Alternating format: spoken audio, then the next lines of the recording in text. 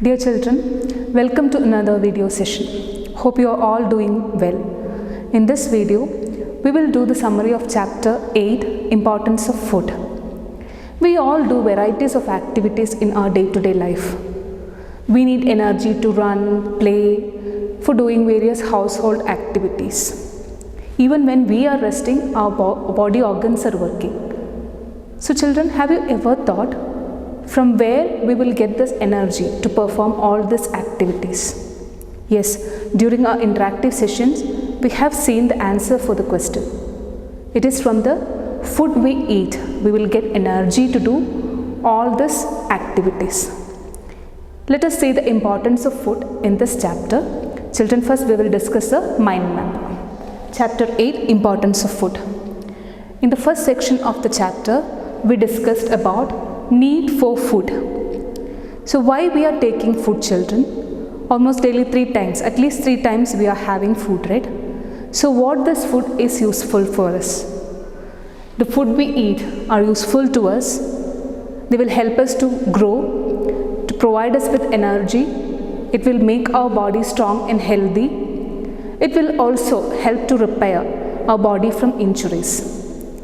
So next we have discussed the need for food. It differs according to the age group of people.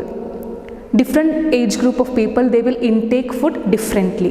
For example, if you have your grandparents at home, you might be noticed they will be eating less spicy food or taking food in less quantity because they are very less active and they need less energy. So the amount of food to be intake, it should be less only.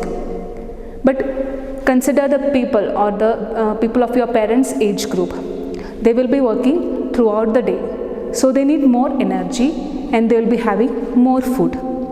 Even children at your age group, you are in the growing stage, children. So you also need to take all sorts of healthy food.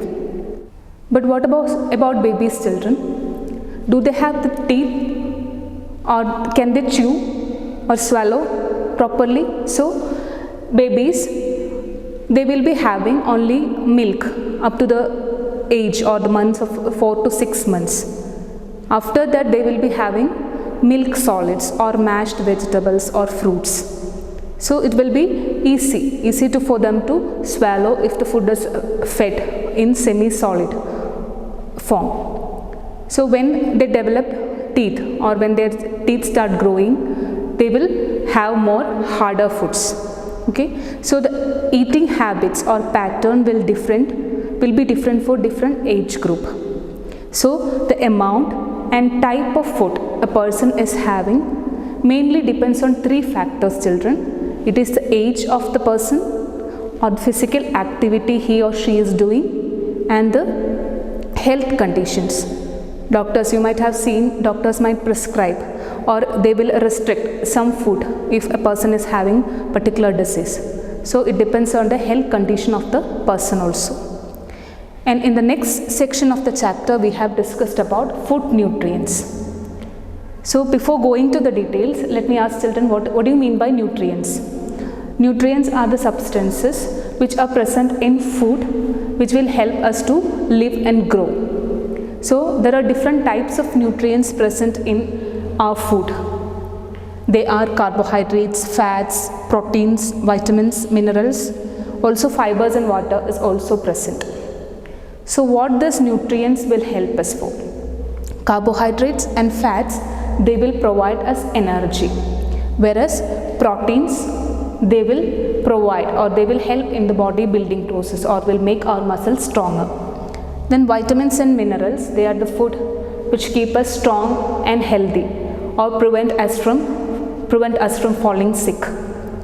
Then fibers and water, they are very much essential and for the removal of waste materials from our body. So different nutrients, they have different functions to perform. Okay, and in the last section of the chapter, we have seen food can be classified based on the sources. Based on the sources from which we obtain food, it can be classified mainly into 2 types. They are plant-based food and animal-based food.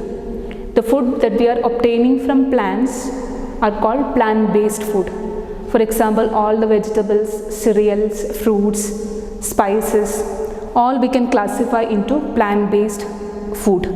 Whereas the food that we obtain from animals, they are called animal-based food. For example, milk, meat, egg, fish, whatever we are obtaining or having from animals, we group them into animal-based food. Based on the eating habits or eating patterns, we can classify people also into two. They are vegetarians and non-vegetarians. So, who are vegetarians? Vegetarians are people who will consume plant products and also milk. We can classify them into the group of vegetarians. Whereas non-vegetarians are a group of people who will eat both plant-based and animal-based foods. So that explains the whole chapter, children. This is a mind map all about. We have seen why we are taking food, the need for food. Need for food, it differs for people belonging to different age groups. We have seen the different food nutrients. Also we have discussed which all food, the examples of food which provides us with these food nutrients. Also how we can classify food based on their sources, how people can be classified based on their eating habits. So that is the mind map all about, children. Dear children, hope this video gave you the summary of chapter 8, importance of food. We'll see you all during interactive sessions. Thank you for watching.